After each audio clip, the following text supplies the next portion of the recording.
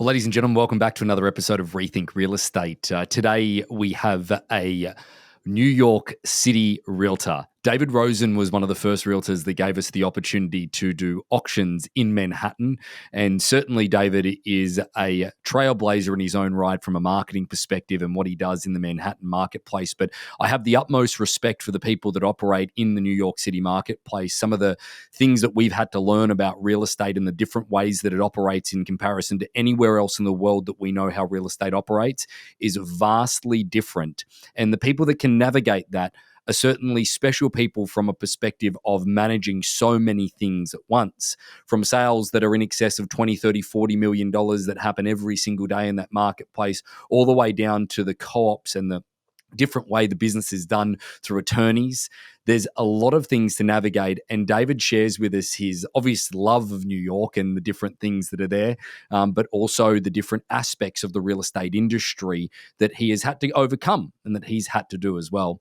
But also David is somebody that has his own accolades, being recognized over the last number of years as the top 5 teams within the Tribeca Douglas Elliman office, over $1 billion worth of transactions that have been done in his real estate journey as well.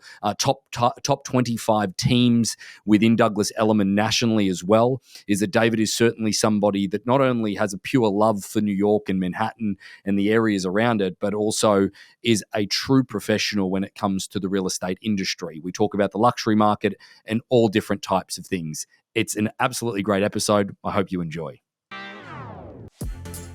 Welcome to Rethink Real Estate. My name is Ben Brady, and this is a real estate podcast aimed to deliver sales strategies, marketing tips, and business insights from industry experts and myself to build a listing-focused business for the future. Let's get into it. Well, welcome to Rethink Real Estate, David. It's a pleasure to have you here. Ben, thanks for having me. I love being here. That's great. Well, folks, for those that obviously I've already done a bit of an intro here, David, you were the first one to do an auction for us in Manhattan. And then Callistra and I were lucky enough to buy a property in Manhattan from yourself and your team. And it was a really pleasant experience that we went through. But the reason that you're here is that you're the first quote unquote New Yorker that we've had on the podcast. And the fascination with the New York real estate marketplace, more so Manhattan, obviously, and probably a few surrounding areas like Brooklyn and Queens and things along those lines, is fierce amongst the Rethink Real Estate community. So I thought, why not bring on the expert himself, a gentleman with lots of charisma, and to answer it. So first question for you, David, is that why New York? Did you grow up there? How did it all start, and why real estate? Thanks, Ben. Thanks for having me. And I grew up here in New York City. My wife likes to remind me that I was not born here. I was born in Chicago, but I actually moved to Brooklyn, New York, where I live with my wife and child now. And I happened to move to a block called Berkeley Place in Brooklyn, Park Slope. And my wife lived on the same block. And we met when we were 3 years old. And we went to preschool together. And then then I moved off that block. And my father happened to be a real estate developer. So that's why New York, that's why real estate. But I would meet my wife again, 35 years later or so on a dating app. And after I was sort of at her dining room table, we'd been dating for a month. She looks up at me and she says, "You kicked me." And I said, "What? I didn't kick you."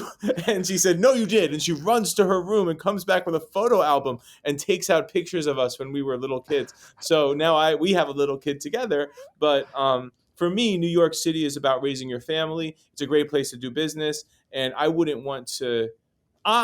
am a New Yorker. That means that I eat lots of different food. I know different types of people. And, I have a smaller home than some people, but it's a nice home. And I'm grateful for certain things like great food and amazing culture, and that's what I live for. Great food, great culture certainly sums up that city, but then real estate is the other pillar of that certainly comes to mind. New York, and most of the people that know me that listen, they know that New York is unequivocally my favorite city in the world, and hence the reason that Callistra and I try and get out there as much as we possibly can, hence the affection of us doing some auctions over there, even though that we haven't made the strongest push for our auction business in Manhattan, but the reality is that it was just a sort of a passion project for us. But I guess that that said, is that it is like drinking from a fire hose, the New York culture. And I guess, David, when you first decided real estate, how did you go about it? So the way I got into the real estate business in New York City wasn't linear. I graduated college. I went to art school, and when I got out of art school, I was a waiter in Midtown Manhattan. Before I was a waiter, I worked for Whole Foods in Chelsea, not that far from where you guys own your place. Um, when I was in Whole Foods in Chelsea, I mean, this might sound silly. I literally worked at a supermarket, but it was crazy at that time. It was a big deal, that Whole Foods. I mean, it was weird, and it was the first one in Manhattan. And then I got promoted to do delivery, and I would see all these cool people's homes, and there were a lot of celebrities. Like, I remember people from Law and Order came in, and I'd go to these fancy homes, artists, all that. So that was like my first introduction to like running around Manhattan, seeing people's homes. And so soon after that, I became a waiter. I was making good money there, but I went to a seminar on how to flip houses with no money down, and the guy who gave the seminar was my cousin, and he said, "You should move to Phoenix and work for me." And I had never been to Phoenix, so I said yes. And so I moved to Phoenix, and then I lived there for many years. And then eventually, I wanted to move back and be closer to my family, and change my life around after the financial crash. I'd sort of gotten out of the worst of it, but I was just on my feet, and I wanted to start something new. And so I went to a real estate agent convention, a Tom Ferry seminar, just 2011. It wasn't a robust time in the market. It was Palm Springs. And I went up to the stage. It wasn't, I said, "Tom, I'm David. I was a coaching client before. I'm going to sign up again. Can you introduce me to someone in New York?" He said, "Talk to this agent." I went, talked to that agent. I had one lead. I converted him. He hired me, and that was it. I worked for that guy for 4 or 5 years. Did many deals. He was my rabbi, as they say. He, Yeah. he brought me up. He's still the number one real estate agent in my company. His name is Josh Rubin, and he was a great teacher. Then eventually, I decided that like all children, I should tell my parents I hate them and run away. And so I did that. And I've been here. We've done 42 deals already in the year 2023, in my own office here at the Tribeca office of Douglas Elliman, and things are good. So as you speak about the different areas and things along those lines, is that did you instinctively know a little bit more? I know that you do real estate all over New York, not just Manhattan itself, obviously, but Brooklyn and realistically, Manhattan, only yeah. Brooklyn and Manhattan. Those Okay. are the two markets. Those are the most expensive markets. Yeah, so ultimately that's where you want to be. But if for those Yeah. that are listening, that they're not overly familiar with New York and they've obviously had a dream to go there, or they just don't know the real estate market, could you give a little bit of an understanding of what the New York real estate landscape looks like? So there's 5 boroughs in Manhattan, and each one, if you're a real estate professional, you'll get what I'm saying. Each one has their own MLS, except for Manhattan and Brooklyn have the same sort of weird MLS that's all of Manhattan and half of Brooklyn. That's the one I'm on. So the other half of Brooklyn is part of something called the Brooklyn MLS. Queens is part of something else. Bronx is part of something else, and Staten Island is part of something else. They're all different. And real estate in Staten Island, real estate in the Bronx is not that different from New Jersey or Florida or California, except it's like, imagine you were painting. So you have like some of that color, and then you mix in some of the New York color. So, the New York color, what do I mean by that? You're talking about the highest price per foot in this side of the planet, other than Hong Kong or Singapore. And the reason why people are paying so much money for these properties is two reasons. One is that this is the center of the business world. When I go downtown, not far from here, all those apps on your phone, Spotify, ESPN, Netflix, Amazon, all of them have C-level executives working within a mile of here. And they're all consuming the highest levels of culture, the highest levels of fashion, and doing big business. The deals that we don't even know about, the technology that we haven't thought about yet, the deals behind the deals, all of that's happening behind closed doors, some of it here. And traditionally, all of it here. The city's gone through ups and downs, but with tech, we actually seen a huge renaissance here in New York. And I was just walking from one of my listings in the East Village. I mean, the streets are booming. And so, New York real estate is done differently. What do we mean by that? basically it's done in an old school way. Should it be done that way? You've gone through it. I don't know. If it was up to me, it wouldn't be that way. If it was up to me, we'd be using more technology. But the reasons, maybe that's too complicated. Maybe I don't know them all well enough. But what I mean by that is you got to have a lawyer here. Yeah. And like, you've sold so many homes. I mean, you guys help people sell tens of thousands of homes, I'm sure, over the years. And Yeah. how many lawyers do you need, really? Not That's tens of thousands. the interesting experience that we went through, because we went through a personal experience, obviously, which really gave us a very much deeper insight to the New York marketplace, the Manhattan marketplace, anyway. In the sense of the co-op side of it, we bought in a co-op building, and for those listening, because we both have international listeners, we have people in North America, so co-op is very different to then like a body corporate or an HOA. It's kind of similar if you're looking at those different things, but it's really a little bit more control factor, and there's an interview process, and there's a certain way that you can purchase, there's certain rules about the properties, all of those things. David, I think that the one thing that I certainly understand in the New York marketplace, not as deeply as what you do, and I'd love your take on it, is that you grew up in the world of complexity, essentially, that everything else outside of, New York or Manhattan probably looks simpler. Is that the way that you see it?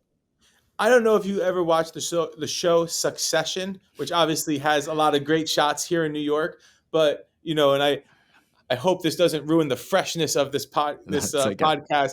So I just watched episode 2 of the final season last night. And for those of you who know the show, the family's involved in this big deal, and all the terms are agreed to. And then there's a phone call, and they're like, "Why don't we renegotiate?"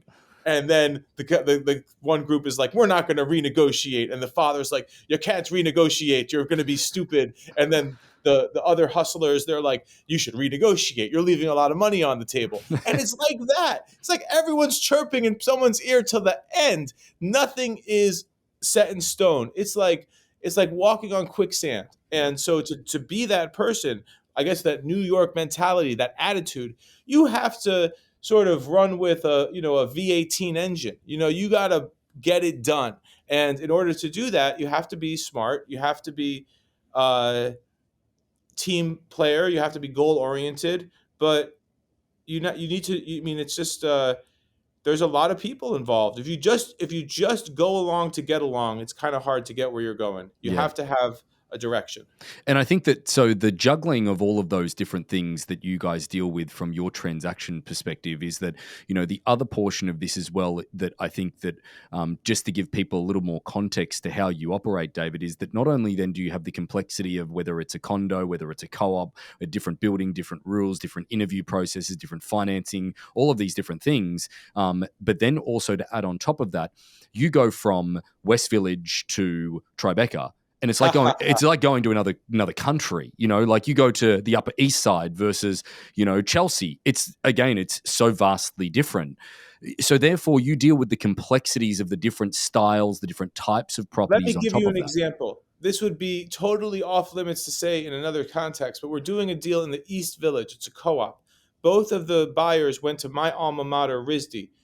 The one of them makes less than $100,000 a year as a freelance artist, and the other one is an actual artist. One is they make combined less than $100,000 a year. All of the money's in cash, and it's coming from a foreign country where their parent, who's from South America, is giving them the money. On the Upper East Side, we have had deals where people their net worth in the East Village is about $2 million, and most of it is the cash gift for this purchase. They would not be accepted in an Upper East Side co-op where you can only put down, in some cases, 33% down payment, some cases 50% down payment, and they need you to have $2 to $3 million in cash left over when it's done. And not only do you need to have the $2 to $3 million in cash, they also have to like you. What does that mean? I don't know. That is not necessarily easy to define. but we try to do it. I mean, you have to have 6 letters of recommendation for each person, the husband and the wife, or the husband and the husband, the wife and the wife. The kids and dogs don't need recommendations yet, but who knows? Who knows? And It was funny that's in the process. In the process, I remember speaking to Star about this, and she was like, "Well, you need to get letters of recommendation." And I'm like, "From how many people?" And she's like, "6." I'm like, "I don't even have that many friends." I mean, neither. That's right. So, but the other part that then, if that's not complicated enough from the difference of the areas, the different styles of properties, the different then processes and co-ops and all of these interviews, then you sprinkle on top of that, it is the most multicultural city that I've ever been in. It's just a It melting is. pot. It really is. I mean, London is like it on some level, sure. But I went to public school here, and my father was always proud of telling his friends that our take homes from the PTA came in 32 languages. And I remember them distinctly. I mean, I can't even think of what the 32 languages were. Yeah. But yes, I mean, every Asian culture has representation here and has for hundreds of years. I don't know if you know this about me. My sister is actually half Japanese, Oh and well. her parents, my half sister, and her parents didn't just move to New York. They emigrated from Japan to San Francisco, and then they lived in Kansas City, and then they moved to New York. My grandparents came from Europe. They were Eastern European Jews on both sides, and my wife's family's menage Europe. One of them was an Irish king. So there you go, son. You're Yeah, royalty. yeah. There you go. Well, I think that the other part of this that is very intriguing to us is the the difference in the marketplace over the last number of years for New York. Can you take us through what was it like in COVID, and what has COVID done to the marketplace, and where is the marketplace going, David? A general overview of what's happening. I have personally purchased 2 properties since COVID started and sold one of them. Actually, sold 2. So in New York. Now, I've been part of about 200 transactions for clients since COVID. Um, each of those years, I've been ranked amongst the top 25 teams by every metric at Douglas Elliman and in Real Trends. And so I have a real good finger on the pulse of everything that's happening. And things are performing and behaving pretty well. We gotta have some optimism here, and it wasn't as good as it was in our friends in California or our friends in Florida. No, it wasn't, but it wasn't that bad. And so what we saw was when COVID hit, boom, immediate time to buy for those of us who were prepared. World went on sale. I went and bought a place that was asking originally 1.1. I bought it for 900. That was the market. There were deals to be had. And for that 6 months from June of 2020 to December or whatever, January of 2021, it was a good time to buy up until the election, up until throughout. There was a lot of chaos. That's when people who do this like we do it, say, hey, I'll buy some real estate. It's crazy. Let's buy something. And so I did, and you did. Yeah. So we did that. And the market really rebounded in 2021. There were more sales everywhere in the country and here in New York. I think there was in the range of almost 40,000 sales. It was a record, and that was in every price range. Luxury market was on fire. And so coming out of 2021, in 2022, we had a very good year. There was nationally about 6.2 million units sold. That was down by about 800,000. But here in New York, there was still about 30,000 sales. So it's a very strong market, and prices stayed stable. Then as interest rates rose through the year, the market had some challenges. And we did see some months where things really sort of quieted down. But you have to look at the data. So, like, if we're having a slow week as a team, you can have the compulsion to feel like, wow, the world's not doing as well. Well, but that's not true. I mean, each of these weeks this month, we've seen more and more contracts signed in Manhattan and Brooklyn, more and more contracts signed in the luxury market. And it's all property types. So I think what people are looking for and what's really changed is there's more new stuff. The people want the new stuff, and the old stuff is not appreciating. If it's old, it's actually depreciating because the cost of repairing it is going up, which means the cost of acquiring it is going down, and that's a problem for Yeah. those people. Yeah. On the high end, I mean, there's a huge demand. the question is the numbers. I mean, some people, you bought a Lamborghini, you paid top dollar. You might not be able to sell your Lamborghini for more than you paid for it. There's still a demand. It's a question of where it is. And so with these developer sales, it's really a fake market. They cook the books. There's concessions baked in. You don't really know what the prices are. But on the resale market, we are seeing the luxury market is stable. And, on a price per foot basis, prices between $1,000 a foot and $2,700 a foot are a range of prices that we see here in New York, and it's consistent. Well, so that leads to a few questions, just from curiosity perspective. Is that 725? No, sorry. yeah. Well, great. That's it. I know exactly what you're referring to as well. But I guess that the thing that I really trying to get an understanding of the marketplace before we bought a property there. I couldn't, I'd like to think that I know what I'm doing. I'd like to think that, and again, some of the decisions that I've made from a real estate perspective haven't been ideal, but that's just the nature of what real estate is. And you get to, your bad decisions in real estate, you can just hold and time will cure that. Now, that said, is that I tried to get a finger on the pulse when it came to the New York marketplace. One, when we were starting auctions there, but two, obviously when buying a property. I just don't understand the pricing metrics of what Manhattan is, David. Can you take us through how difficult it is to price something? Yeah. So here's the biggest challenge. And there's actually a group called NIRAC, the New York Real Estate Continuum, which is led by people like Leonard Steinberg, who's one of the founders of Compass, and many other top agents. They have about 300 to 400 people now. Rebney, by comparison, has about 10,000 to 15,000 people. So it's not the leading trade organization, but they are leading the push to publish square footage. It's just so stupid. The properties that we sell, these co-ops, there's literally a law that says you're not allowed to publicly tell people the square footage so that they could, justify selling small properties, basically, and nobody wants to know. Is it that, or that they're like, because again, we couldn't get, like, when we did ours, there was no exact square footages or anything along those lines? I don't know. The reason is it's a lack of transparency, and as the industry gets more and more regulated, it's hopeful that there would be better transparency in that way. It's more wild west. I simply think that that it's a matter of trying to keep the prices high.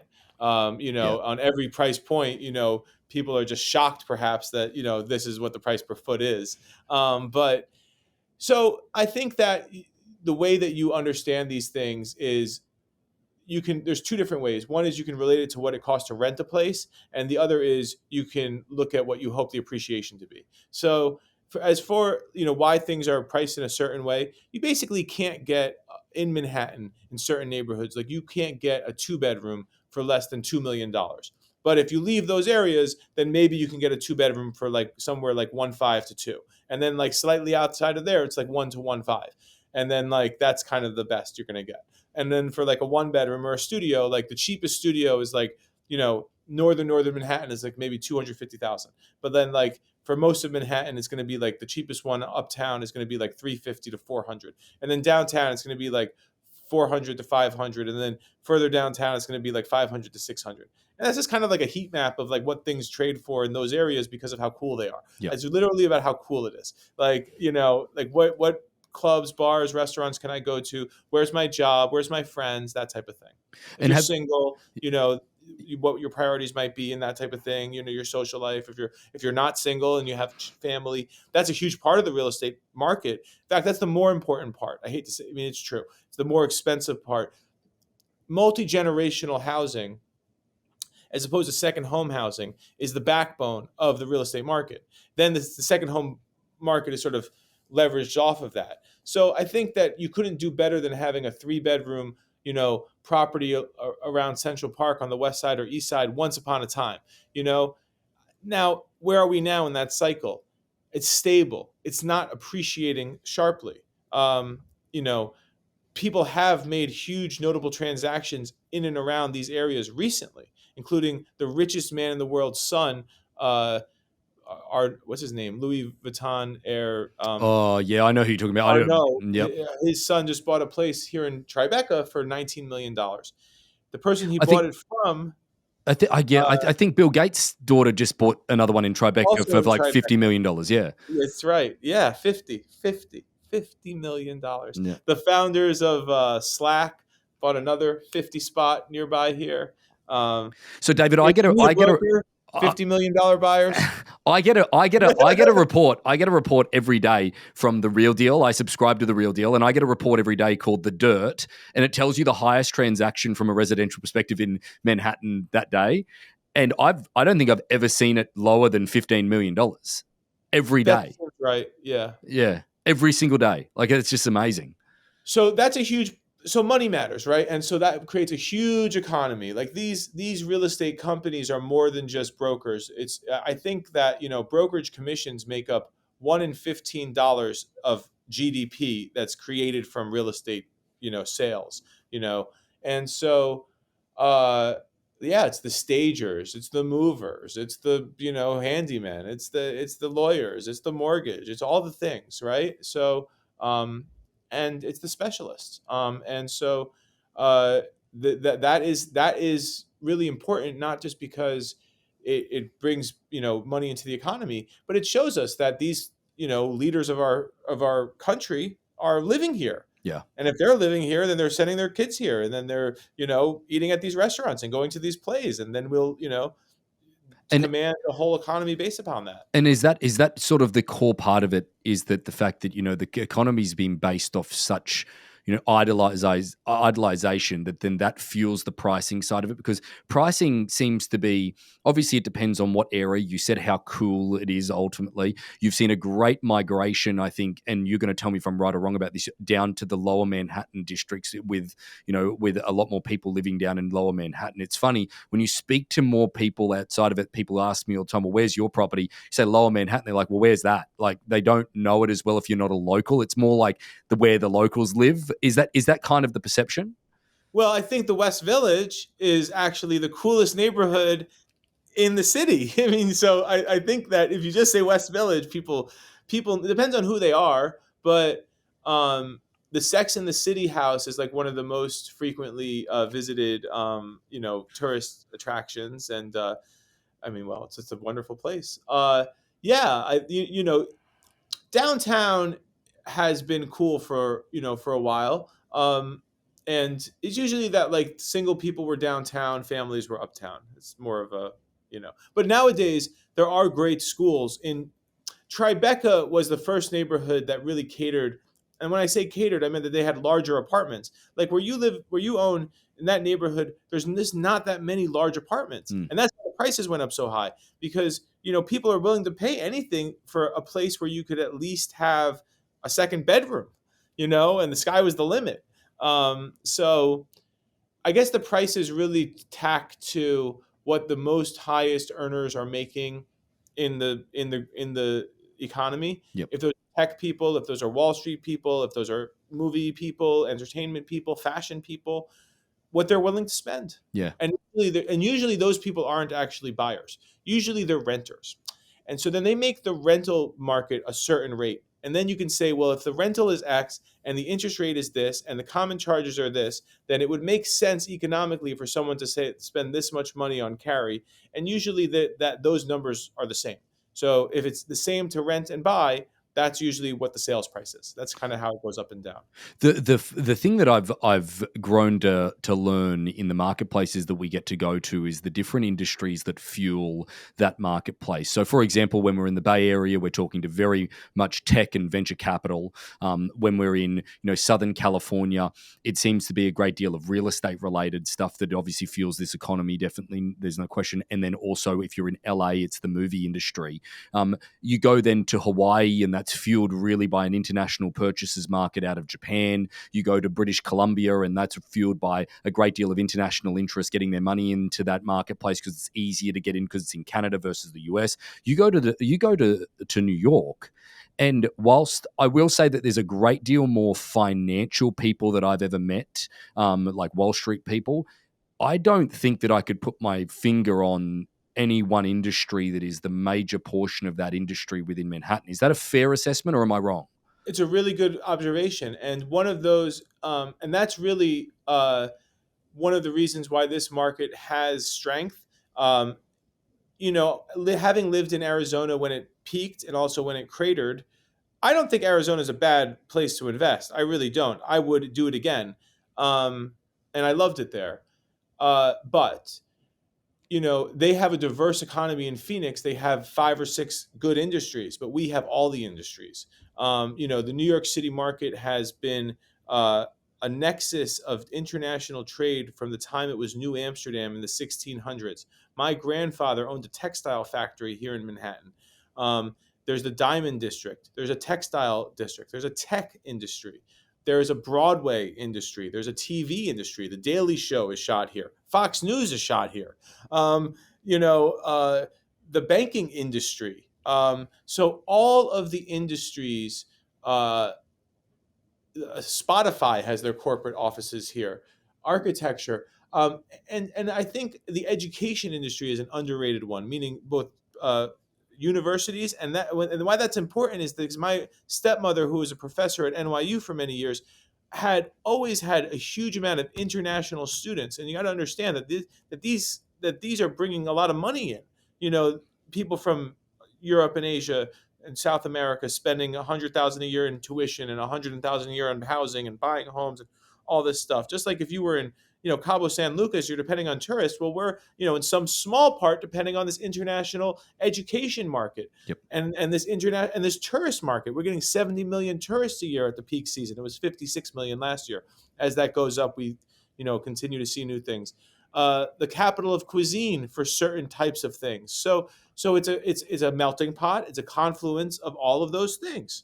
Yeah. It's such a fascinating space, but getting back to more so the practitioner element of doing real estate there, David, is that I guess that first of all is that one of the things that I do enjoy asking is what do you see agents do wrong trying to break into this market? Oh, well, um, a lot of people have done what I did, who I know. Get with a great team and then build yourself slowly through that process. For me, it was 5 years. That's the only right way. Anything but that's the wrong way. And the reason is that you have to get the education. But what that could look like in a lot of cases is, depending on where you're at in life, you're going to be, tricked into thinking that aligning yourself with a brand or a star or a person is going to put money in your pocket. And so you have like Ryan Serhant, he's got his own company, and a top broker, and a friend, and a guy I like, Frederick Eklund, top team. I mean, these are the top 2 guys in our market. They're not just stars; they're also the stars of my industry, and I know them personally. And but these people have big organizations, so I think that when Compass first started, a lot of people went there, and they all think that being aligned with a star like Serhant, like Eklund, like Robert Refkin or Leonard Steinberg is going to help them intrinsically, but it's not. Hmm. It's really just like wearing clothes. You're going to look good, but then what are you going to do in those clothes? And so what's important is actually understanding the business. What do you do? Who do you help? Why do they hire you? And so for me, my goal is to do 100 transactions this year, 50 of which are for sellers. And those sellers could get advice from me on how to stage the home. We bring fake plants over, faux plants. That's a big thing. Professional photography, floor plans that look very nice, Matterports, listing videos, and then having the wherewithal to put those listing videos on different platforms, Google platform, Meta platform, partnering with outside the box strategies like Harcourt's auctions when it's a good idea, which we often suggest, often, because it's going to create an international exposure. Which is really important for certain property types. 45% of privately owned real estate in Manhattan is second homes, and a large chunk of that are people who don't live around here, and a large chunk is people who do live around here. It's actually an interesting data point. So the process of doing, and by the way, renovation. Renovation. Adding a washer dryer, adding any of these things, that's a whole nother kettle of fish. So being able to give people comfort, navigate that, know what it looks like, negotiate it, all of those things is very complicated, and it's not going to be good enough to have a cute logo or to have a nice email signature. You have to get your hands dirty, and you have to figure out where you're useful. And then after you're useful, you have to become indispensable. And so if you don't have the opportunity to be useful, then you're not in the right place. And that's hard to say, but if you're not helping anyone, then you're not in the right place. And so the thing that you need to ask yourself is, who are you talking to? Are you talking to customers about real estate transactions? Or are you talking to other real estate agents about your Instagram posts? I think it's a undervalued outlook that you've just said is become valuable and then become indispensable. Like, I think that one of the things that we can certainly sort of draw a parallel here is that, and again, this isn't just Manhattan, this is anywhere, right? Is that we remodeled our place in the West Village. And I've never experienced anything like that. We've been involved in flips and all of this different stuff all over the country. And, we're part of a company that does 800 flips a year at one point. That's why we came to the US and all of these different things. And Manhattan was such a different experience from that perspective. It took longer. There was more to do. And I don't know how you could sort of jump into the real estate industry quickly. And sure, you could probably have a little bit of success early on, but it'd be shallow success because of the volume of learning that has to happen. I recently renovated my pre-war landmarked co-op and added central air and a washer dryer and increased the electrical service. I think that is by far the greatest achievement that I've ever done in my professional life. And I've done some big things. It's crazy. I mean, so many stupid plans and people and nonsense, but it's not perfect. I'm not saying, like, I understand why people don't want to deal with that stuff. I get it. I'm not saying that's the way it should be. Mayor Adams, change it. But the upside is that I will say this: when you see these terrible images of natural disasters, you at least know that they spent a long time to make sure that these homes are built well, because they do make you run through the gamut, making sure that you're up to code. And if it's in Manhattan or Brooklyn, it's up to code. Yeah. That's true. Have you seen more of a migration to the Brooklyn marketplace? Obviously, you've probably got a little bit of an interest in essentially answering that question, but living over in Brooklyn. But I guess that have you seen more people move outside of Manhattan? Have you seen more people moving out of the city, out to some more space like some of the other major cities have? What are you seeing as a cultural shift? Well, there's a website called How Money Walks that a lot of us in the community have looked at, and it's basically takes census data and showcases how people have moved. And so, unfortunately, in the last 20 years, $8 billion of annualized income has left Manhattan and moved to Brooklyn alone. Another 1 billion has left Manhattan and moved somewhere else. But out of the 9 billion that's left Manhattan, 8 of it went to Brooklyn. From Brooklyn, those people tended to move to either Queens or Staten Island. And they're tracking all over. I mean, not Florida, not Texas. Those are the two places. From those places, those people tended to move to places like Connecticut or perhaps Florida or other markets like the Jersey Shore or the Hudson Valley, nearer areas in terms of demographic patterns. So we did see, of course, during COVID, a huge outflow, especially of high income people from Manhattan, and it did impact the local housing market. We are at a bit of a stalemate now where some people are in a loss position, but they don't want to, book the loss, so they won't sell for the price that the market would bear. But I also think that you see a lot of people coming back from the Zoom towns. I mean, people know a lot about how fancy the Hamptons are, but one thing no one ever says, the cell phone reception is awful. And, if you want to run a big business, it's a little hard. Yeah. You really are living in the boonies. And if you left Manhattan, like, that's why we go there. So here's a good example. We live in Southern California. We live in Newport Beach. Like, it's a great place to live. However, Callista and I have made a decision. We get so far because her and I, this is going to sound bougie, so forgive me, David. We're foodies, okay? And that's why we love New York to the extent that we love it. The restaurant scene in New York is absolutely, unequivocally the best in the world, right? And you look at that, and we on a weekend, maybe it might be a Saturday night, we're like, hey, let's go out to dinner in Newport Beach. You're like, well, where do we go? and like there might be one or two spots, and we get constantly frustrated because we like new things, we like to try different things, we like all of that different stuff. Is that it? Honestly, we go to New York for that cultural, indulgement, and you can't like people that would have left Manhattan to then expect that their needs were going to be serviced from these other areas. It just wouldn't have stimulated in any way, shape, or form. That's right. I mean, and we live in a different time. I think we're doing a Zoom call now. So I don't know. I think that as technology was developing over the last 10 years, I happened to meet a guy who worked for Microsoft, and he was based out of Seattle, but he lived in New York. And we met in a trip together in Asia. I was in Bali. And, and so we were on this trip to Bali, and it was a tour group, and he was on the tour group. We became friends, and we're still friends. Hi, hey, Adam. And so now he's in Malibu. But I think about him a lot, actually, because he's sort of, my age and, works for Microsoft, a successful guy. Now, he lived in New York for many years. Now he's moved to Malibu recently. Seems like he's having a good time. But he might come back to New York. He might go back to California.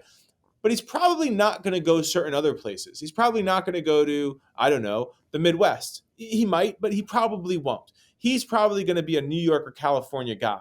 And so I think that there are, when you talk about people who work for certain companies, people who went to certain colleges, an economy of people, which is a significant, in fact, the highest powered economy of, the people who make the most money and run the country, this is where they live. They live here, or they live there. They can go from here to there.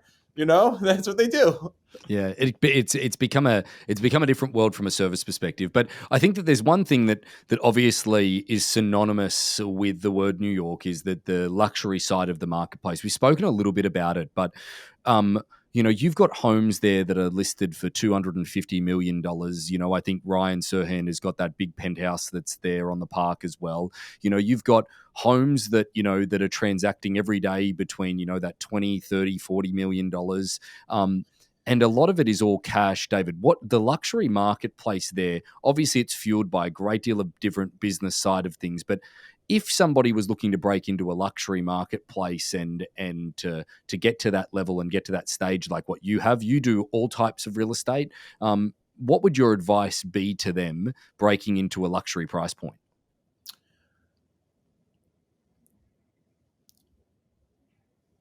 That's a question I ask myself every day. And because we're constantly looking to reinvent, what we're doing. And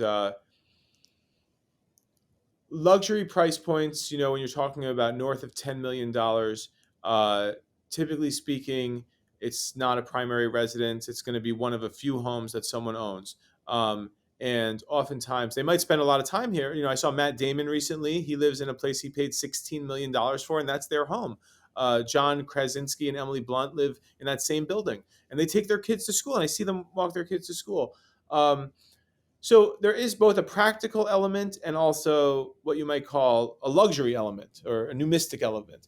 And I think from the style perspective, people are looking for distinction. They're looking for a knowledge of art history, the difference between kitsch and avant-garde. These things matter. It's a difference between fast food and gourmet food. It's what makes it more valuable. So knowing the details of herringbone floors, wide plank oak floors.